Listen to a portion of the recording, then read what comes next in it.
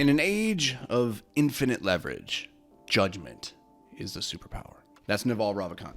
We talk a lot about judgment and decision making as, one of the most important skills that you can have as an entrepreneur or just as an individual in this new modern world where the power of your decisions could have such enormous upside potential. But one of the difficulties is, how do you actually develop as a good decision maker? Like, how do you develop that ability as, having good judgment? Typically, we would say that it just takes time. Like, you need to have a lot of time and a lot of experience, and with time and wisdom, or experience comes wisdom, right? But how can we fast track that? How can we take a more active role in developing our decision-making powers? Well, I want to share with you today 3 frameworks or 3 ideas that you can use when you're working through a decision, whether big or small. And by implementing these frameworks on a consistent basis, you'll start to see like you're systematically making better decisions, because now you actually have a process through which you think through your decisions. And just that right there sets you so far ahead and beyond most people who don't really have a formula, a way of processing big, important decisions. So let's take it from the top. Number 1 is the ICE framework. This is ICE. This is a way of rank ordering and prioritizing tasks and working through what should you be working on, because that's one of the most important questions you got to answer at any given moment with your life. Is like, what should I be working on right now? What should I be spending my time on? But you don't have so much time that you can afford to be wasting it. So getting really clear what's the most important stuff. And this is a nice little handy dandy framework for doing that. So ICE stands for impact, confidence, and ease. The way this works is you list out everything that's on your plate, the things that you're working through right now, and you rank order them based off of how much impact they would have, how much confidence you have in your ability to execute it, and how easy it would be to execute it. Now, the way I was taught this framework was from Tom Bilyeu a number of years ago, and he would just rank them all on a scale of 1 to 10.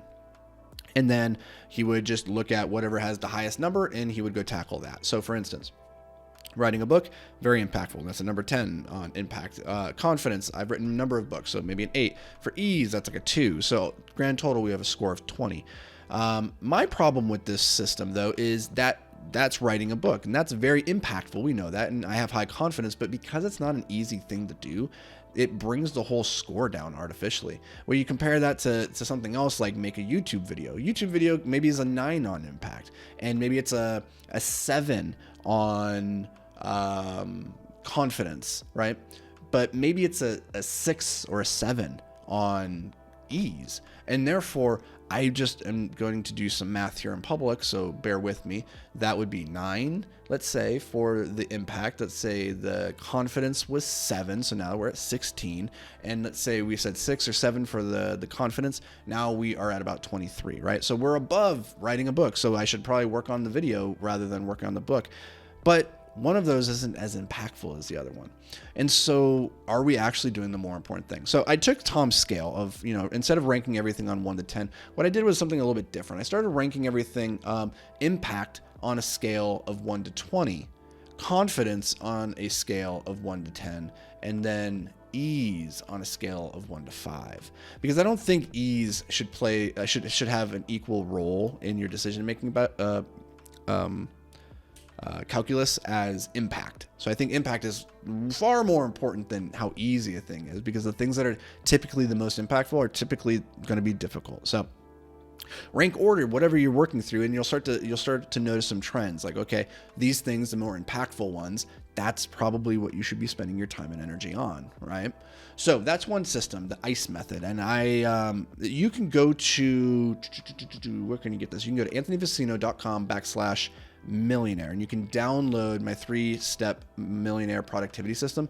In there, I give some more examples about the ICE system and how you can apply it. So you can go download that completely free. All right, second system or second framework for thinking through decisions is the idea of revolving doors. This I learned from Jeff Bezos. Now, I read one of his shareholder letters, and that's where I learned it. He didn't sit me down and tell me this.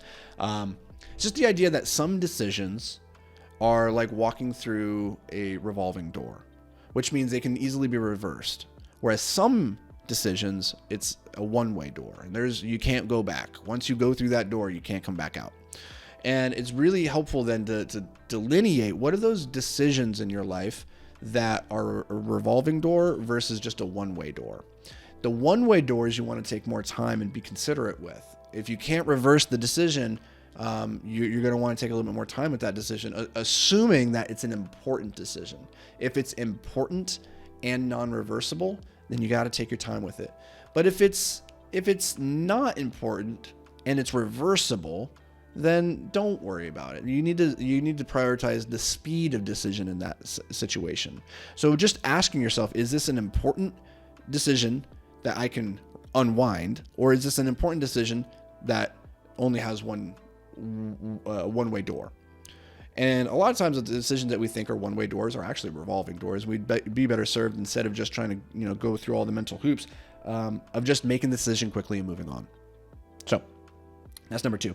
The third system for making decisions and working through your tasks and prioritizing things in your life is the Eisenhower matrix.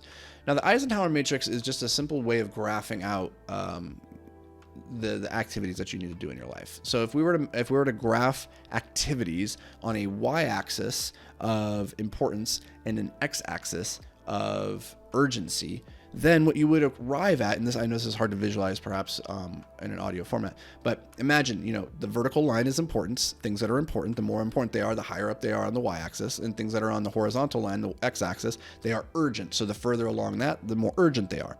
So what this creates then is the things that are in the very top right corner of this graph are things that are both urgent and important. That's what we call quadrant 1. And quadrant 1 tasks I call MIGs, or the most important goals. If you go to the left of your MIGs or your quadrant 1, you're left in this quadrant 2, which are activities that are important, but not necessarily very urgent. And these activities I refer to as WIGs. They're wildly important goals. And we'll put a pin in this. We'll come back to mildly and wildly important goals here in just a second, because these are the ones that we want to focus our time and energy on. But let's say we go below this line now to the bottom right corner. So directly underneath quadrant 1, we have quadrant 3. These tasks are urgent, but they're not terribly important. Okay. So these are things like emails, walking the dog, doing grocery shopping, those things that are they're urgent. You got to do them. Life doesn't move on without them, but they're not terribly important. And then activities that are to the left of even that, they're activities that are falling in quadrant 4, which is directly below quadrant 2. So these are activities that are not important and they're not urgent. And therefore we should just delete those entirely, right?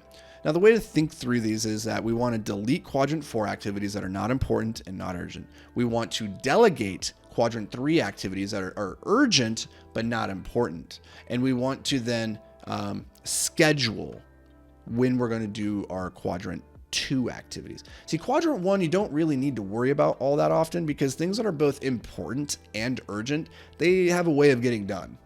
You have your deadline, and so you're probably going to get that thing done. You don't need to overly worry about those generally. It's the things that are wildly important, the things that are important, but not necessarily urgent because I don't have a timeline associated with them right now, or the timeline is so long. Those are the things that we tend to put off, and we tend to sacrifice for the expense of quadrant 3 and quadrant 4 activities until that quadrant 2 activity, that wildly important goal, suddenly gets promoted to most important, to now it's urgent and important. We don't want that though, because then the work that we can put towards that activity is usually not the highest quality that it could have been if we had just been slowly working away at it over time. So our quadrant 2 activities are the ones that I like to proactively schedule into my life. And by doing that, you're making sure that those activities that are most important are getting the attention that they deserve, and not just as a consequence of them becoming urgent. So that is the Eisenhower matrix. I've done a bunch of videos on that. It's a very, very helpful framework that we use with our teams to rank order and prioritize what are we running at collectively at any given moment. So those are 3 decision-making frameworks. Hopefully one of these gives you something to noodle on, chew on, and hopefully go out there and make some better decisions. So thanks as always for being here. We'll catch you in the next episode. But until then, stay hyper-focused, my friend.